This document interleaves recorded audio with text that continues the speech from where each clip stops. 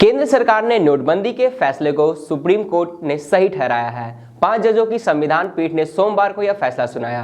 Bench ने कहा कि 500 और 1000 के नोट बंद करने की प्रक्रिया में कोई गड़बड़ी नहीं हुई है। बेंच ने यह भी कहा है कि आर्थिक फैसले को पलटा नहीं जा सकता है। संविधान पीठ ने यह फैसला 4-1 के बहुमत से सुनाया।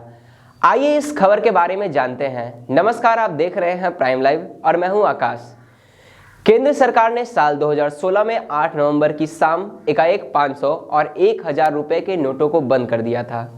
पीएम मोदी ने स्वयं देश के नाम जारी अपने संदेश में इस फैसले का ऐलान किया था।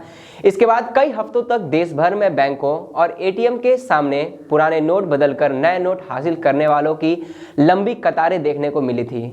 सरकार ने इस फैसले के खिलाफ 58 याचिकाएं दाखिल की थी। सुनवाई के दौरान कोर्ट ने सरकार से पूछा कि किस कानून के तहत 1000 और 500 रुपए के नोट बंद किए गए थे। कोर्ट ने इस मामले में सरकार और आरबीआई से जवाब तलब किया था। केंद्र सरकार ने पिछले साल 9 नवंबर को दाखिल हल्फनामे में कहा था कि 500 और 1000 के नोटों की तादाद बहुत ज़्यादा बढ़ गई थी, इसलिए फरवरी से लेकर नवंबर तक आरबीआई से विचार विमर्श के बाद 8 नवंबर को इन नोटों को चलन से बाहर करने यानी नोटबंदी का फैसला लिया गया था। अब केंद्र सरकार के नोटबंदी के फैसले को सुप्रीम कोर्ट ने सही ठहराया है। 5 जजों की संवैधानिक पीठ ने सोमवार को यह फैसला सुनाया। बेंच ने कहा कि 500 और 1000 के नोट बंद करने की प्रक्रिया में कोई गड़बड़ी नहीं हुई थी। बेंच ने यह भी कहा कि आर्थिक फैसले को पलटा नहीं जा सकता है। आपको बता दें कि संविधान पीठ ने यह फैसला 4-1 के बहुमत से सुनाया। 5 जजों की संविधान पीठ में justice S Abdul Nazeer, B R. Gavai, A S. Bopanna, V. Ramasubramanian और जस्टिस बी.वी. नागरत्ना शामिल थे। इनमें से जस्टिस बी.डी. नागरत्ना ने बाकी 4 जजों की राय से अलग फैसला लिखा। उन्होंने कहा कि नोटबंदी का फैसला गैर कानूनी था। इसे गजट नोटिफिकेशन की जगह कानून के जरिए लिया जाना चाहिए था। हालांकि उन्होंने कहा कि इसका सरकार के पुराने फैसले पर कोई असर नहीं पड़ेगा। सुप्रीम कोर्ट की संविधान पीठ ने कहा, नोटबंदी से पहले सरकार और आरबीआई के बीच बातचीत हुई थी। इससे यह माना जा सकता है कि नोटबंदी सरकार का मनमाना फैसला नहीं था। संविधान पीठ ने इस फैसले के साथ ही नोटबंदी के खिलाफ दाखिल सभी 58 याचिकाएं रद्द कर दी। संविधान पीठ की अगुवाई कर रहे जस्टिस एस अब्दुल नाजीर फैसला सुनाने के 2 दिन बाद यानी 4 जनवरी 2023 को रिटायर हो जाएंगे। इस मामले में याचिकाकर्ताओं की दलील थी कि भारतीय रिजर्व बैंक अधिनियम की धारा 26(2) किसी विशेष मूल्य वर्ग के करेंसी नोटों को पूरी तरह से रद्द करने के लिए सरकार को अधिकृत नहीं करती है।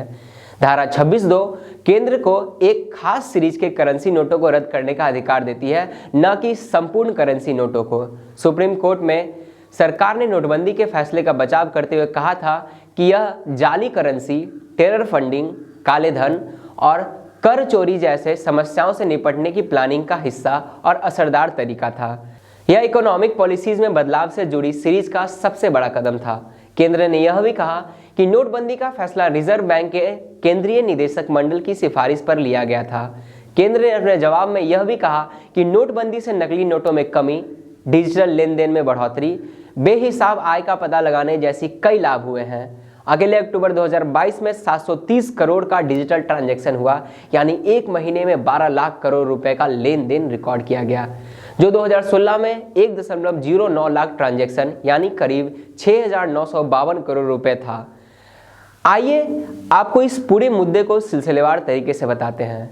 साल 2016 में विवेक शर्मा ने याचिका दाखिल कर सरकार के फैसले को चुनौती दी। इसके बाद 57 और याचिकाएं दाखिल की गईं। अब तक सिर्फ 3 याचिकाओं पर ही सुनवाई हो रही थी। अब सब पर एक साथ सुनवाई चल रही है। 16 दिसंबर 2016 को ही यह केस संविधान पीठ को सौंपा गया था, लेकिन तब बेंच का गठन नहीं हो पाया था। फिर 15 नवंबर 2016 को उस समय के चीफ जस्टिस टी.एस. ठाकुर ने मोदी सरकार के इस फैसले की तारीफ की थी। सुप्रीम कोर्ट में याचिकाकर्ता के वकीलों ने सरकार की नोटबंदी की योजना में कई कानूनी गलतियां होने की दलील दी थी, जिसके बाद 16 दिसंबर 2016 को सुप्रीम कोर्ट ने इस मामले को 5 जजों की संविधान पीठ के पास भेज दिया था। तब कोर्ट ने सरकार के इस फैसले पर कोई भी अंतरिम आदेश देने से इनकार कर दिया था। यहां तक कि कोर्ट ने तब नोटबंदी के मामले पर अलग अलग हाईकोर्ट में दायर याचिकाओं पर सुनवाई से भी रोक लगा दी थी। फिर प्रधानमंत्री नरेंद्र मोदी ने 8 नवंबर 2016 को देश के नाम संदेश में रात 12 से 500 और 1000 रुपए के नोट बंद करने का ऐलान किया। उस समय सरकार को उम्मीद थी कि नोटबंदी से कम 3-4 लाख करोड़ रुपए का काला धन बाहर आ जाएगा। हालांकि पूर्वी कवायद में 1.3 लाख करोड़ रुपए का कालाधन सामने आया था, लेकिन नोटबंदी के खिलाफ की गई याचिकाओं को अब पूरी तरह से रद्द कर दिया गया है और ये सरकार का सही फैसला था। सुप्रीम कोर्ट ने ये जवाब दिया है। फिलहाल इस वीडियो में इतना ही। ऐसी अपडेट्स के लिए बने रहें हमारे साथ प्राइम लाइव पर। अगर आपको वीडियो अच्छा लगा हो तो वीडियो को लाइक और शेयर जरूर करें और हमारे चैनल को सब्सक्राइब करना ना भूलें। वीडियो में अंत तक बने रहने के लिए धन्यवाद।